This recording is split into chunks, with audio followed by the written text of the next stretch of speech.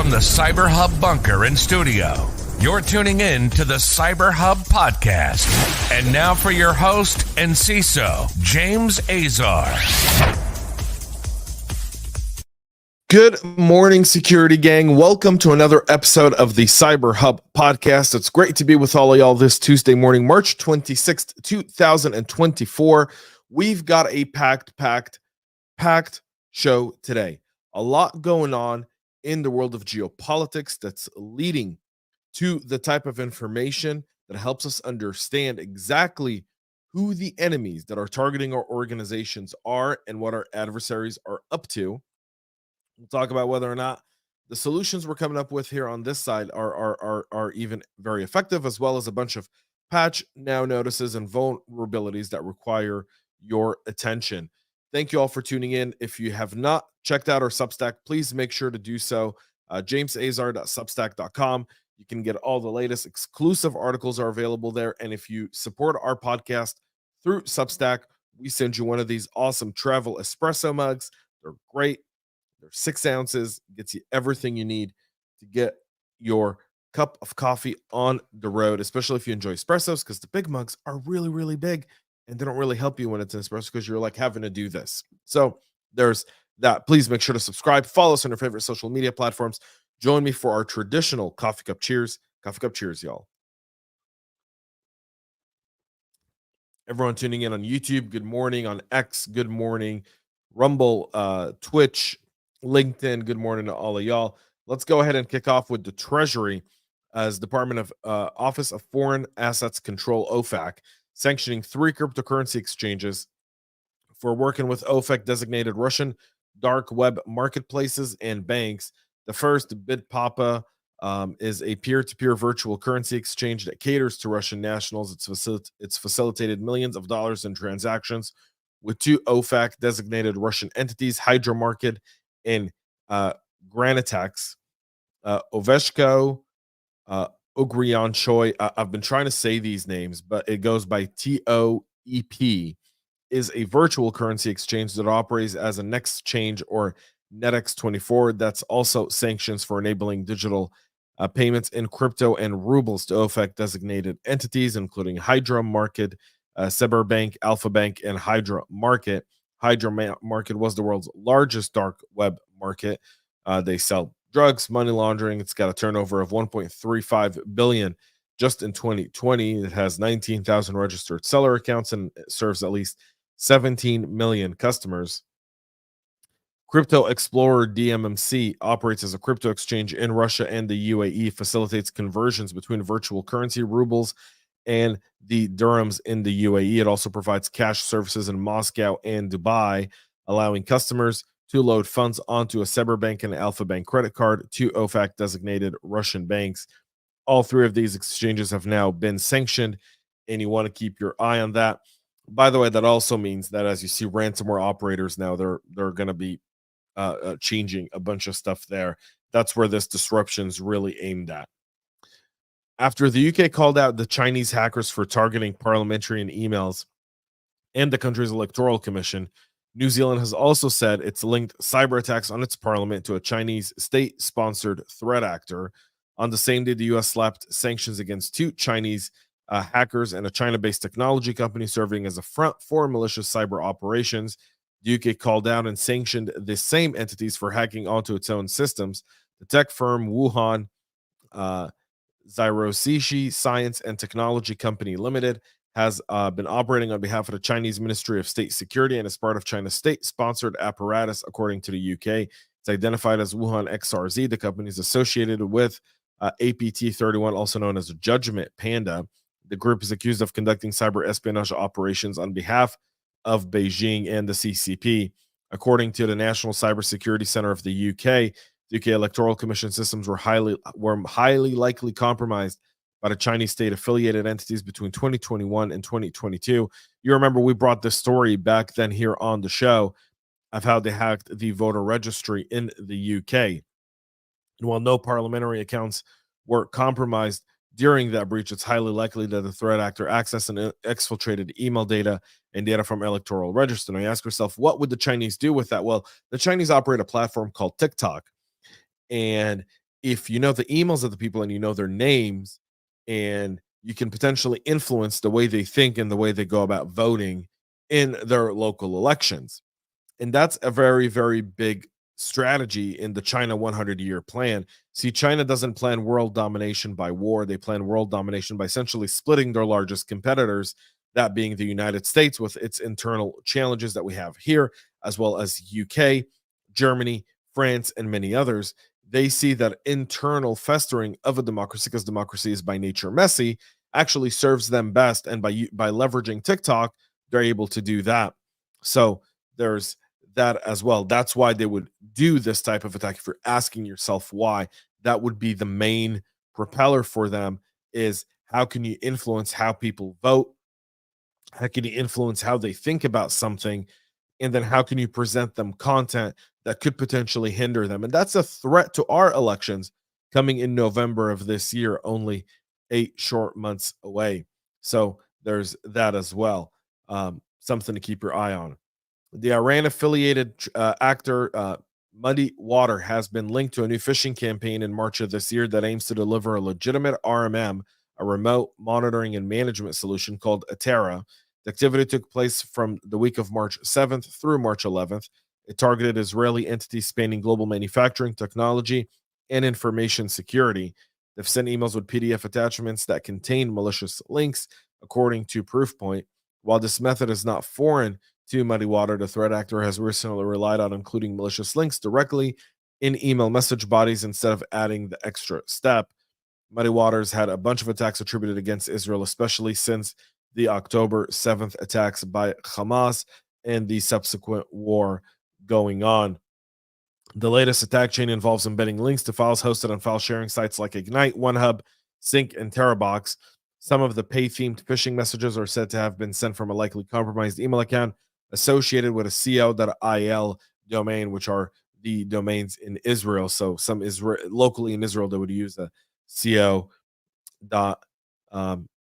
co.il type of attack there as well. This is a shift in MuddyWater's tactics, as they've dubbed Lord Nemesis, has targeted Israeli academic sectors by breaching software provider named Rashim Software, in which there was a supply case threat there as well. So a whole bunch of data on this one, but as you can tell, the geopolitical threat actors still remain out there. CISA, for their end, are now adding active exploits for Fortinet, Ivanti, and the nice linear emerge E3 series to its Kev catalog, citing evidence of active exploitation against CVE 2023-48788. That's the Fortinet FortiClient EMS SQL injection vulnerability. We talked about that yesterday on the show if you missed it. CVE 2021-44529, that's the Ivanti Endpoint Manager Cloud Service Appliance Code Injection vulnerability. And finally, CVE 2019-7256, nice linear emerge E3 series OS command injection vulnerabilities. All of these have active exploitations, and if CISA added it to there, that means that there's been successful compromises done using those vulnerabilities. And because of that, CISA and the FBI on Monday published a secure by design alert urging organizations to review software products to eliminate SQL injection vulnerabilities. Products vulnerable to SQLI, CISA and FBI say has put many customers at risk, as evidenced by the attack on the Progress Software Move It solution last year. CISA, for their end, and the FBI urge executives at technology manufacturers to mount a formal review of their code to determine its susceptibility to SQL injections, compromises, and encourage all technology customers to ask their vendors whether they have conducted such a review. There are other ways to mitigate these sorts of threats. SQL injections typically are performed one of two ways: vulnerability access into network or through APIs. You're able to monitor your APIs. If you've got full visibility, you'll able to actually put in and play some sort of SQL injections. You can also do that within your WAF and many other ways. There's many existing tools that can help you mitigate that, but nothing solves it on a code by code basis as well. Apple over the weekend released a fresh security update for iOS and macOS devices to resolve an arbitrary code execution vulnerability. The issue, CVE 2024-1580, is described as an integer overflow leading to out-of-bounds write impacts to core media and WebRTC components of both iOS and macOS and could be triggered during image processing. The security defect isn't specific to Apple, but affects the DAV1D open source AV1 cross-platform decoder and was resolved in the DAV1D version 1.4.0 in February. That's the push for 17.4.1 on your iOSs, as well as the latest in Safari and all the operating systems there as well. Over 100 organizations in the US and EU has been targeted in a large-scale phishing campaign distributing the information stealer malware known as StrelaStealer, according to Palo Alto Networks. Over the past 5 months, Palo Alto identified multiple large-scale campaigns carrying attachments and deploying the info stealer in the form of a malicious DLL. Following an initial wave of emails in November of last year, the attackers launched 2 more in January, February of this year, mostly targeting the same North American and European regions. They're tailored to local languages. The spam messages were mainly sent to organizations in the high-tech sector, meaning technology, with entities across finance, professional and legal services, manufacturing, government, utilities, energy, insurance, and construction were all targeted as well. So this wasn't just limited to, per se, SaaS platforms. It was across the entire demographic there. Unlike earlier StrelaStealer campaigns that features an ISO attachment containing an LNK and HTML file designed to fetch the malware from a remote server, the recent attacks involved a zip attachment that contained a JScript file designed to drop the final payload in the form of a DLL. And so they do this to evade essentially detection by security vendors, according to Palo Alto. And this is an evolving method, something to keep an eye on. By the way, if you know, one of your questions in a situation like this would be, how do we stop this? Well, their actors are continually starting to use zip files as kind of an initial point to drop malware. You could block zip and provide an alternate. An alternate would be OneDrive, you know, any one of the file share type of solutions. That's kind of, all right, anything over 25 megabytes or anything over X amount of size where you've got to zip it down, upload it here, send that link to the parties, and vice versa. Provide that link or that box to the parties, and that way information is shared that way, and you kind of reduce the risk of that threat. Again, this solution doesn't fit everyone because it just depends on how your business operates, and so keep that in mind as well. Cyber criminals are increasingly using phishing as a service platform named Tycoon 2FA to target Microsoft 365 and Gmail accounts in their bypassing two-factor authentication protections. This was discovered by Sequoia analysts in October of last year during routine threat hunting. It has been active since at least August of last year when the SAT Tycoon group offered it through private Telegram channels. The phishing as a service kit shares similarities with other adversary in the middle platforms such as DATSEC, OTT, suggesting possible code reuse or collaboration between developers. Most likely, collaboration is how we see these things go through. There's multiple stages to how this operates: the distributed malicious links via emails with embedded URLs or QR code, tricking victims into accessing phishing pages, a security challenge like a Cloudflare turnstile filters out bots, allowing only human interaction to proceed, to the deceptive phishing site background scripts extract the victim's email from the URL. To customize the phishing attacks, users are quietly redirected to another part of the phishing site, moving them closer to a fake login page.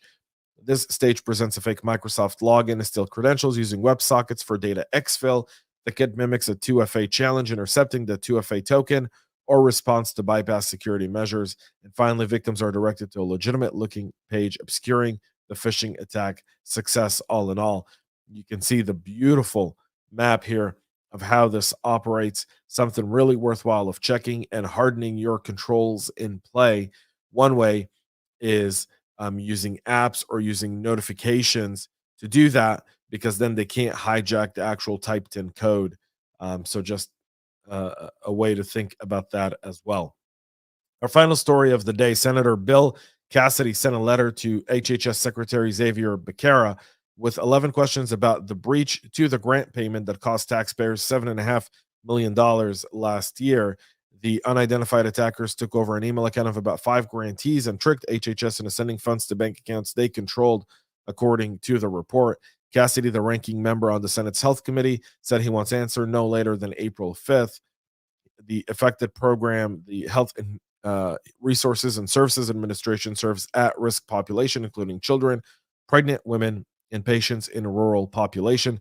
The disruption in grant awards caused by this breach has the potential to delay patient care and create financial strain on healthcare facilities, which is all very, very true. There's a whole bunch of stuff going around legislation now, especially around healthcare, especially following the change healthcare and the impact that's had on the healthcare industry as a whole, which is significant. So that's it for our show this morning. We'll be back tomorrow with a whole lot more. The show airs live at 9 a.m. Eastern. It's replayed on our podcast, on our LinkedIn podcast, CyberHub Podcast page at 11 a.m. You can also catch it on our Substack, and you can get the written summary with all the show links on our Substack or on your favorite podcast listening platform, as well as wherever you're watching us in the show notes. You can see all the stories and all the links there. Thank you all for tuning in. Have a great rest of your day, and most importantly, stay cyber safe. We love feedback, so make sure to connect with us on social media and subscribe to our podcast on your favorite podcast listening platform.